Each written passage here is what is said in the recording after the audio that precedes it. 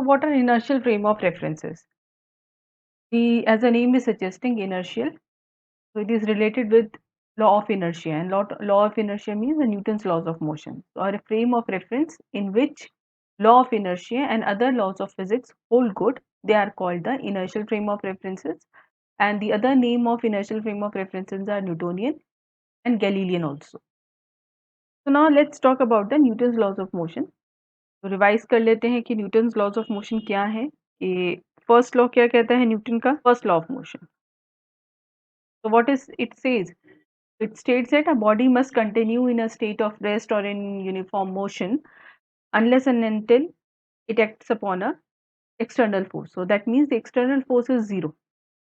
The first criteria for the inertial frame of references is that the external force must be zero, right?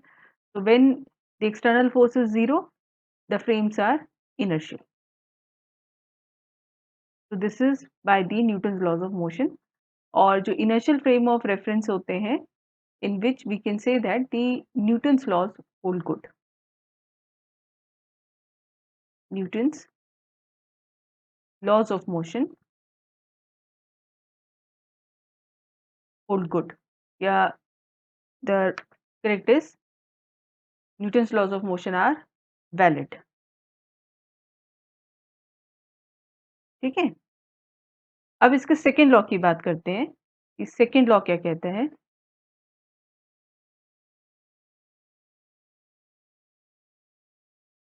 Second law of motion, तो we all know that कि जो real law है वो second law है। तो second law जो है that contains the first law of motion, Newton's first law of motion. So in this sense, ये जो first law है that defines the frame of reference and second law identifies the frame of reference. तो second law क्या कहता है कि जो ये जो external force है that is directly proportional to the rate of change of momentum dp by dt.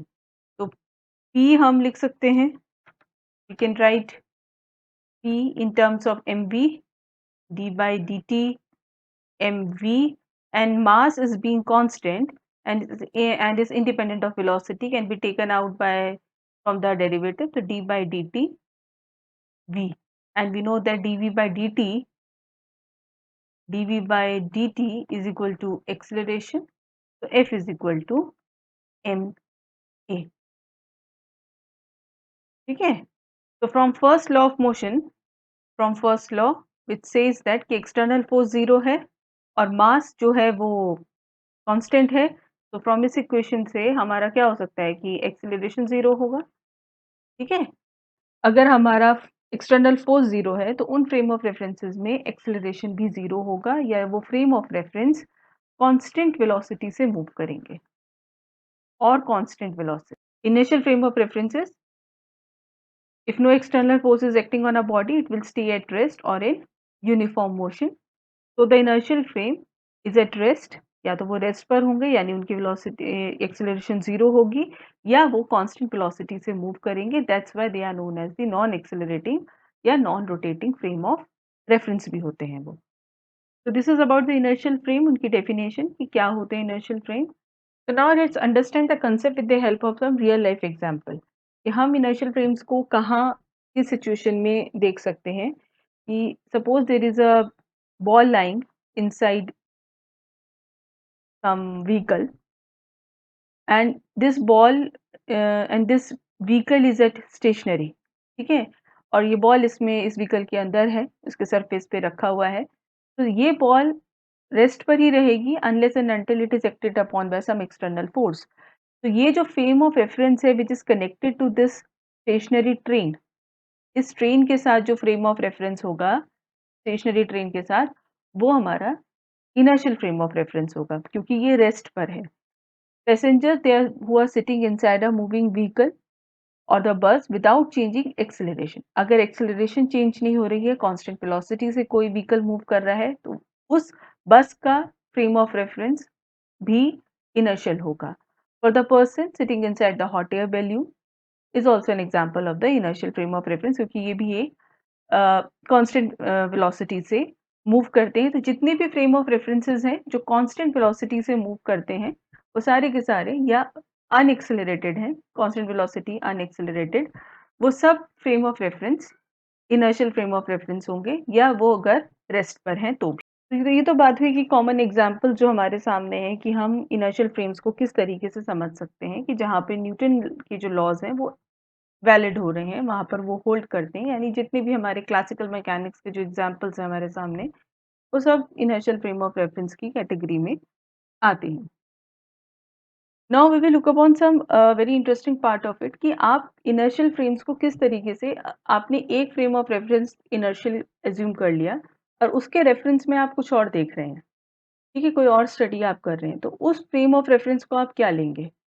तो उसके लिए एक सिचुएशन हमने यहाँ पर ली है कि 2 फ्रेम ऑफ रेफरेंसेस ली हैं, एक S और एक S प्राइम, ठीक है? ये जो S है, ये मान लिया हमने कि ये इनर्शियल फ्रेम है और S प्राइम एक दूसरा रेफरेंस फ्रेम है, जिसकी ओरिएंटेशन जो है वो स्पेस में फिक्स है।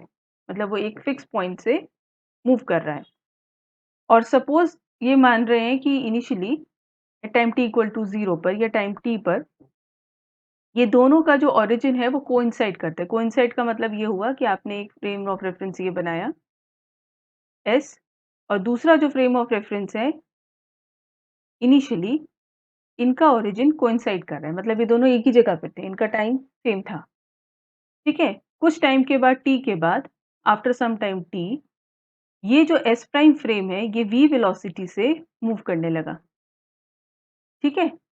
और ये वेलोसिटी कांस्टेंट वेलोसिटी है। ये हम अज़्यूम कर रहे हैं कि एक S जो है इनर्शियल है, S प्राइम एक दूसरा कोई रेफरेंस फ्रेम है, अब ये S प्राइम का नेचर हमें नहीं पता और इसमें अगर कोई हमें सिचुएशन ऐसी समझनी हो और जो S प्राइम है वो v कांस्टेंट वेलोसिटी से मूव कर रहा है, इनिशियली इन दोनों का ओरिजिन कोइंसाइड कर रहा था। कुछ टाइम t के बाद क्या होगा कि इन दोनों के बीच में, इन दोनों के जो ओरिजिन के बीच का डिस्टेंस है वो कितना हो जाएगा? vt हो जाएगा, क्योंकि डिस्टेंस क्या होता है? Speed into time. तो इन दोनों के बीच का जो डिस्टेंस होगा ओरिजिन से जब हम मेजर करेंगे, तो वो कितना हो जाएगा? vt हो जाएगा। तो ये जो डिस्टेंस है ओ प्राइम दैट बिकम्स vt और इसको हम एक कैपिटल R से डिनोट करते हैं। कोई इवेंट हुआ S प्राइम फ्रेम में, मतलब एक मूविंग फ्रेम में, तो ये जो P है this is a point of reference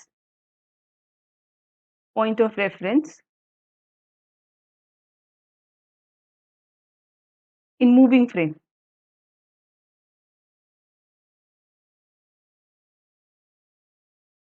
in moving frame S prime जिसको हम स्टडी करना चाह रहे हैं और S के रिस्पेक्ट में S प्राइम जो है वो S के रिस्पेक्ट में मूव कर रहा है पॉजिटिव x डायरेक्शन में v वेलोसिटी से, ठीक है? अब और O जो ऑब्जर्वर है वो S फ्रेम में है, उसका P से कितना डिस्टेंस है? हमने R लेट कर लिया, दिस इज़ R और ऑब्जर्वर जो S प्राइम फ्रेम में है उसको हमने O प्राइम से डिनोट किया है, उसका जो P से जो डिस्टेंस है वो है R प्राइम। अब ये आपका एक वेक्टर डायग्राम बन रहा है जहाँ से हम R प्राइम R और कैपिटल R का रिलेशन देखेंगे। सो these are the position vectors. R and R prime are what? They are the position vectors of point, position vectors of point P with respect to S and S prime. With respect to S and S prime. Alright. So we can now write the relationship between R, R prime and capital R. तो क्या relation बनेगा? जो capital R है that is equal to R minus R prime और we can say that कि capital R जो है वो हमारा VT है, तो VT is equal to R minus R prime और हम यहाँ से R प्राइम के रिस्पेक्ट में इसको लिखना चाह रहे हैं, तो R prime is equal to R minus VT. So this is the position relationship between the two frames of references. कि कोई एक इवेंट जो है वो मूविंग फ्रेम में हुआ है और आप उसको रेस्ट फ्रेम से देखना चाह रहे हैं, तो इस तरीके से उसका एक पोजीशन का रिलेशनशिप बना। Now we will differentiate this equation, mark this equation as 1. Now differentiate this equation 1 with respect to t 2 times. जब आप इसे 2 times differentiate करेंगे with respect to t, so what you will get? You will get, again differentiating it with respect to t, will get d2r prime by dt square equal to d2r divided by dt square. Clear? So because v being the constant, v जो है वो हमारा constant है तो वो 0 हो जाएगा। तो इस इक्वेशन का इम्प्लीकेशन क्या है? अब d2r double derivative of the position, तो वो क्या है हमारा एक्सेलरेशन, तो हम इसको कह सकते हैं a prime is equal to a।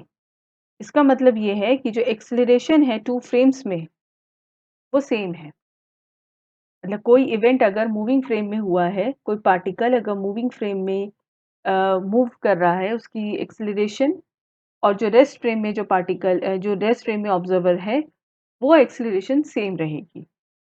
तो जो एक्सेलरेशन है ऑब्जेक्ट की वो सेम रहती है, that is the acceleration of the particle is same in two frame of references, that indicates a particle rest in inertial frame s appear to be rest in the frame s prime. अगर कोई particle s में rest पर है तो वो s prime में भी यानी मूविंग फ्रेम में भी रेस्ट ही रहेगा। और रेस्ट फ्रेम कौन से होते हैं? इनर्शियल फ्रेम होते हैं। तो जो s प्राइम फ्रेम है जो कि मूविंग था कांस्टेंट वेलोसिटी से, वो भी इनर्शियल फ्रेम हो जाएगा। तो इस तरीके से एक इनर्शियल फ्रेम के रेस्पेक्ट में अगर कोई दूसरा फ्रेम कांस्टेंट वेलोसिटी से मूव कर रहा है तो वो भी इनर्शियल फ्रेम ही होता है। For defining the inertial frames, the frame of references which are moving with the constant velocity with respect to or relative to the some inertial frame of reference, they are themselves inertial. So this is a general rule for defining the inertial frames of references.